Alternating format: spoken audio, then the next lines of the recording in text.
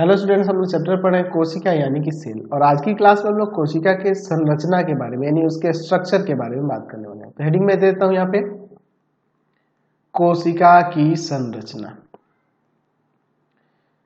कोशिका की संरचना, देखिए कोशिका का जो निर्माण होता है वह भिन्न प्रकार के घटकों से होता है। यहाँ जो देख रहे हैं आप, कोशिका भित्ति, प्लाज्मा झिल्ली, माइटोकॉन्ड्रिया, केंद्रक, क्रोमोसोम, गाल्जी उपकरण, कोशिका द्रव, ये सब जो देख रहे हैं, इन सभी घटकों के द्वारा ये जो घटक देख रहे हैं, ये जो कोशिका भित्ति, प्लाज्मा झिल्ली, ये सब जो देख रहे हैं, ये आपके कोशिकांग कहलाते हैं, यानी कोशिका के अंग। कोशिका के अंग यानी कोशिकांग।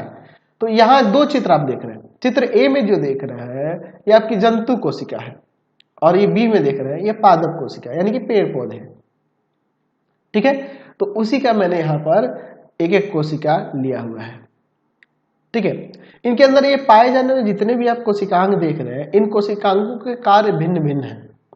सबके कार्य बटे हुए हैं, सबका क्या काम है वो सबके बारे में भी हम लोग एक करके पढ़ेंगे। ठीक है, ठीक है। और ये जो एक कोशिका का निर्माण हो रहा है, इन सभी कोशिकांगों के मिलने से होता है। ठीक है, और इन कोशिकांगों के कारण ही ये कोशिका जीवित रहती है। अगर इनमें से सभी कार्य अगर सुचारू रूप से नहीं करें तो ये कोशिका जीवित नहीं रह सकती है, मर जाएगी। ठीक है, यानी कि जीवन जीने के लिए हमारा जीवन की जो संरचना है वो किसके द्वारा हुई? कोशिकाओं के द्वारा हुई। और कोशिकाएं किससे बनी हुई है? इन कोशिकांगों से बनी हुई है। और ये कोशिकांग अलग अलग प्रकार के कार्यों को संपादित करते हैं और अलग प्रकार के कार्य करते हैं, और जिसके कारण ये कोशिका जीवित रहती है। ठीक है, अच्छा, अगर हम लोग कोशिका की संरचना की बात करें तो उसके अध्ययन को सहज और सरल बनाने के लिए हम लोग प्रत्येक कोशिका को 3 भागों में बांटेंगे। पहला भाग होगा ये जो ऊपर वाली झिल्ली होती है, जिसे कोशिका झिल्ली बोलते हैं। कोशिका झिल्ली बोलिए, ठीक है, या प्लाज्मा झिल्ली भी कह सकते हैं। कोशिका झिल्ली बोलिए या प्लाज्मा झिल्ली। ठीक है, जो ऊपर जो सबसे ऊपरी झिल्ली, पतली झिल्ली जो देख रहे हैं वो कोशिका झिल्ली कहलाती है। इसके अंदर ये जो तरल भाग, टोटल जो भाग देख रहे हैं, इसको कहते हैं कोशिका द्रव्य। कोशिका द्रव। और बीच में जो होता है इसके बारे में हम लोग बहुत बार देख चुके हैं, ये केंद्रक है। उसी तरह से ये यहाँ जो आप पादप कोशिका में देख रहे हैं, इसके अंदर यहाँ कोशिका झिल्ली है, और इसके ऊपर एक कड़ा आवरण होता है जिसे कोशिका भित्ति कहते हैं। ये सिर्फ पादप कोशिका में ही पाया जाता है, जंतु में नहीं। ठीक है, कोशिका भित्ति भी होती है।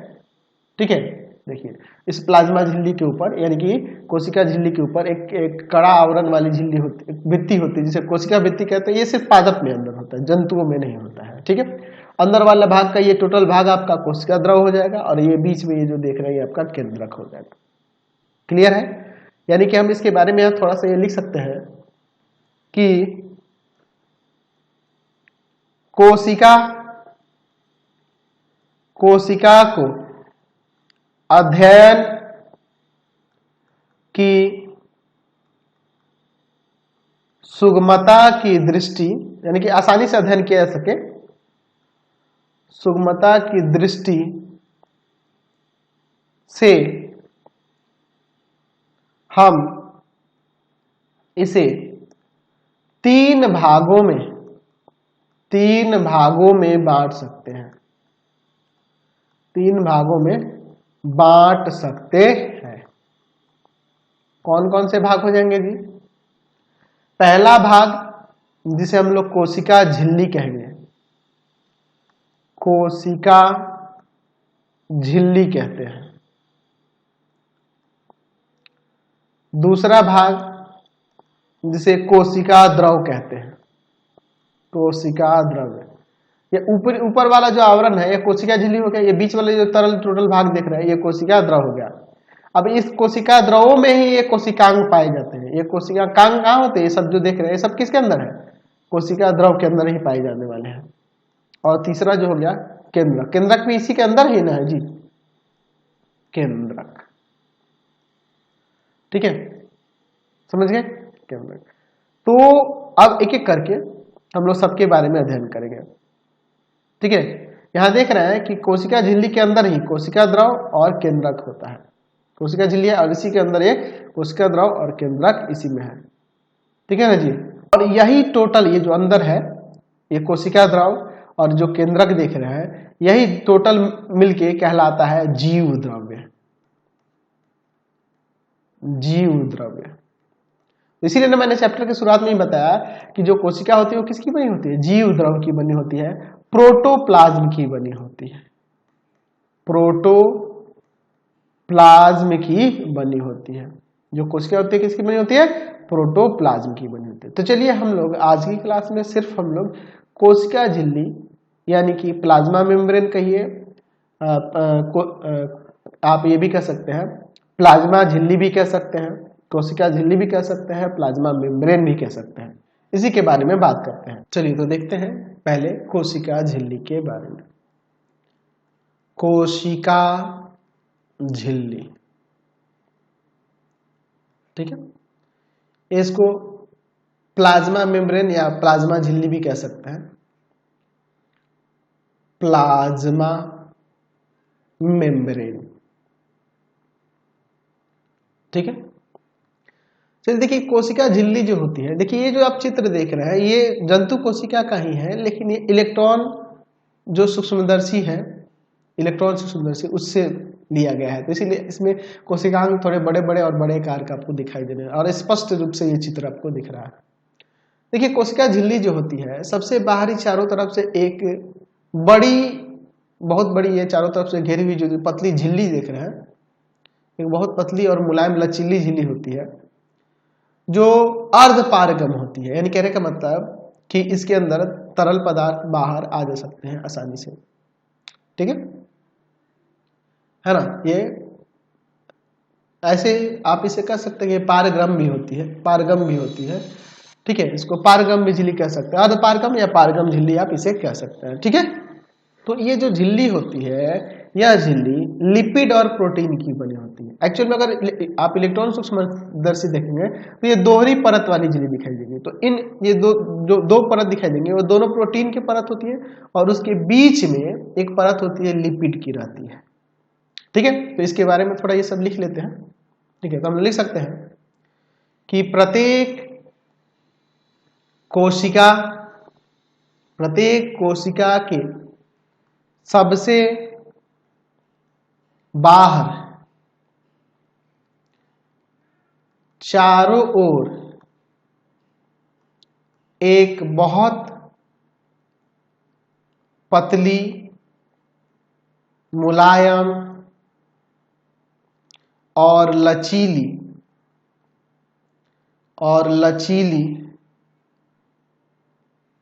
झिल्ली होती है,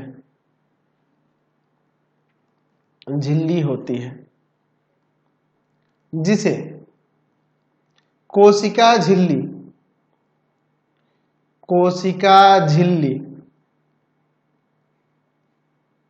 कहते हैं।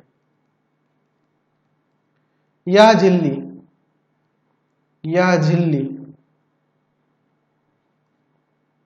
जीवित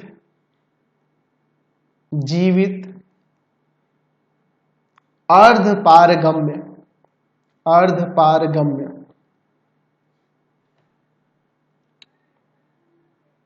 होती है। यह लिपिड और प्रोटीन की बनी होती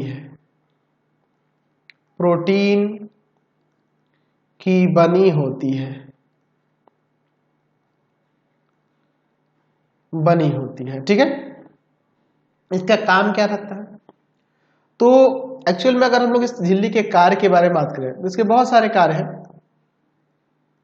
पहला कार्य में हम लोग ये लिख सकते हैं, पहला काम हम लोग इसका ये ले सकते हैं कि ये झिल्ली जो है ना, ये एक सीमित झिल्ली का कार्य करती है, जिसके कारण ये क्या होता है, कोशिका का एक निश्चित आकार रहता है, कोशिका एक निश्चित आकार होता है। तो पहला तो काम एक यही हो जाएगा कि यह एक सीमित झिल्ली का कार्य करती है। दूसरा पॉइंट इसमें दे सकते हैं, यह झिल्ली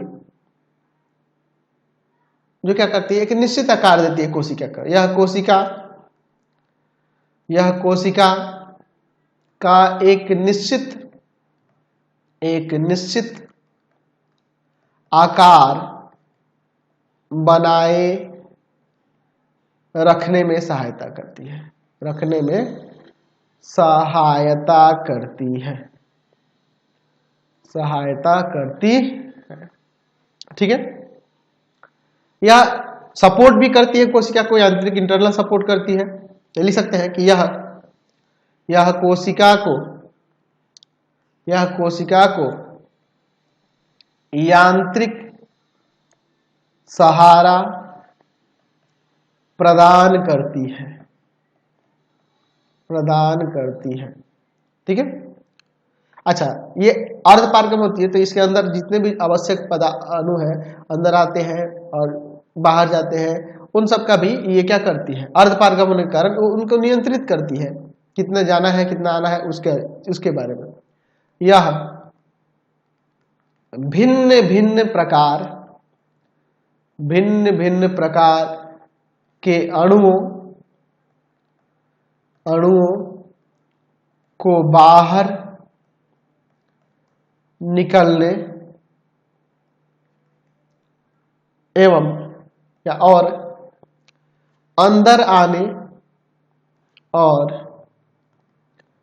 अंदर आने में नियंत्रण करती है। ठीक है, चलिए, तो जंतु कोशिका में कुछ आवश्यक पदार्थ होते हैं, उनका भी ये निर्माण करती है। लिख सकते हैं कि जंतु कोशिका में यह किसका सीलिया फ्लैजिला जंतु कोशिका में पाए जाते हैं। माइक्रोविलाई आदि का निर्माण करती है, या उसमें निर्माण में सहायक होती है, आदि के निर्माण में सहायक होती है। तो देखिए झिल्ली का इतना सारा काम है।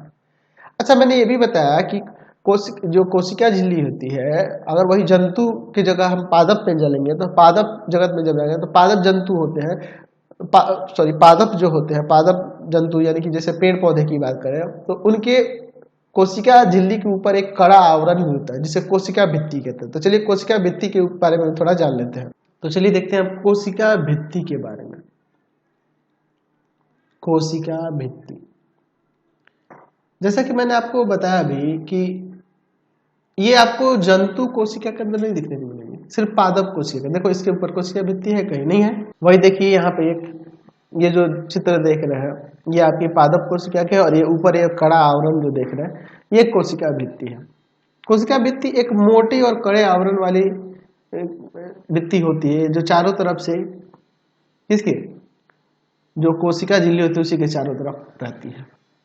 ये जो होती है किसकी बनी होती है, ये सेल्यूलोज की बनी होती है। ये भित्ति किसकी बनी होती है, सेल्यूलोज की बनी होती है। ठीक है, ठीक है। ये क्या करती है, कोशिका को दृढ़ता प्रदान करती है, मजबूत देती है। वही आप अपने स्किन को देखो, आप एक पेड़ पौधे को छू कर देखो तो वो देखो हार्ड रहता है और आपका स्किन कितना मुलायम रहता है। तो इसी के कारण से पौधे जो होते हैं दृढ़ होते हैं, मजबूत हो जाते हैं। ये अर्धपारगमन नहीं होती है, यानी कहने का मतलब इसे आर पार तरल पदार्थ इधर से उधर नहीं आ जा सकते। ये क्या करती है, कोशिका को निश्चित रूप प्रदान करती है। जाहिर सी बात है, हार्ड है तो निश्चित रूप प्रदान करेगी। ये सुरक्षा और सहारा भी प्रदान करती है।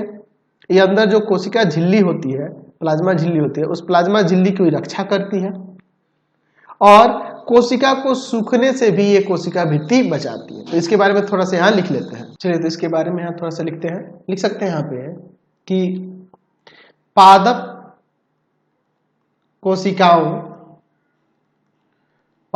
कोशिकाओं के चारों ओर से एक मोटे और कड़े आवरण द्वारा घिरी